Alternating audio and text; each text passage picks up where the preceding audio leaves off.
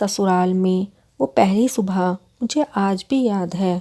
कितना हड़बड़ाकर उठी थी मैं, ये सोचते हुए कि देर हो गई है और सब न जाने क्या सोचेंगे। एक रात ही तो नए घर में काटी है और इतना बदलाव, जैसे आकाश में उड़ती चिड़िया को किसी ने सोने की मोतियों का लालच देकर पिंजरे में बंद कर दिया हो। शुरू के कुछ दिन तो यूं ही गुजर गए। हम घूमने बाहर चले गए। जब वापस आए तो सासू माँ की आंखों में खुशी तो थी, लेकिन बस अपने बेटे के लिए। सोचा नया नया रिश्ता है, एक दूसरे को समझने में देर लगेगी, लेकिन समय ने जल्दी ही एहसास करा दिया कि मैं यहाँ बहू हूँ। जैसे चाहूँ मैं यहाँ वैसे नहीं रह सकती। कुछ कायदा मर्यादा हैं जिनका पालन मुझे करना ही होगा। धीरे धीरे बात करना, धीरे से हंसना, सबके खाने के बाद खाना, ये सब आदतें मुझ में जैसे अपने आप ही आ गईं। घर में माँ से कभी कभी बात हो पाती थी। धीरे धीरे मुझे पीहर की याद सताने लगी। ससुराल में पूछा तो कहा अभी नहीं, कुछ दिन बाद चली जाना। जिस पति ने कुछ दिन पहले ही मेरे माता पिता से ये कहा था कि पास ही तो है, कभी भी आ जाएगी, आज उनके भी सुर बदले हुए थे। अब धीरे धीरे समझ आ रहा था कि शादी कोई खेल नहीं, इसमें सिर्फ घर ही नहीं बदलता, बल्कि आपका पूरा जीवन बदल जाता है।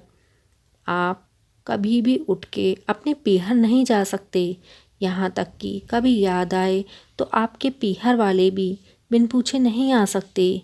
पीहर का वो अल्हड़पन, वो बेबाक हंसना, वो जूठे मुंह रसोई में कुछ भी छू लेना, जब मन चाहे तब उठना, सोना, नहाना, बस अब सब यादें ही रह गई हैं। अब मुझे समझ आने लगा था कि क्यों विदाई के समय सब मुझे गले लगाकर रो रहे थे। असल में मुझसे दूर होने का एहसास तो उन्हें हो ही रहा था, लेकिन एक और बात थी जो अंदर ही अंदर परेशान कर रही थी कि जिस सच से उन्होंने मुझे इतने साल दूर रखा, वो अब मेरे सामने आ ही जाएगा। पापा का ये झूठ कि मैं उनकी बेटी नहीं बेटा हूँ, अब और दिन नहीं छुप पाएगा।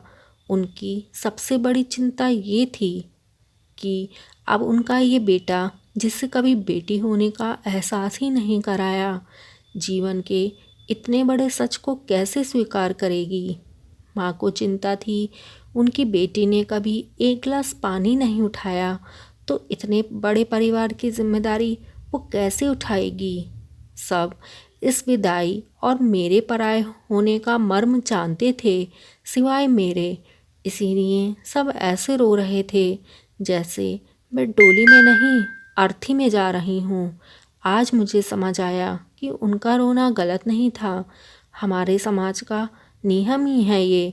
एक बार बेटी डोली में विदा हुई तो बस वो फिर मेहमान ही होती है घर की। फिर कोई चाहे कितना ही क्यों ना कह ले कि ये घर आज भी उसका है, सच तो ये है कि अब वो कभी भी यूं ही उस घर जिसे मायका कहते हैं नहीं आ सकती। हजारों समस्याओं और परेशानी आने पर भी उसी को हल करना है, हंसते हुए, गम छुपाते हुए।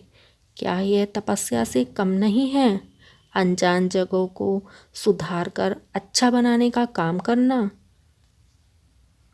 मित्रों, अगर आपको कहानी अच्छी लगी हो तो मेरी वीडियो को लाइक करें और हाँ, चैनल को सब्सक्राइब करना ना भूलें।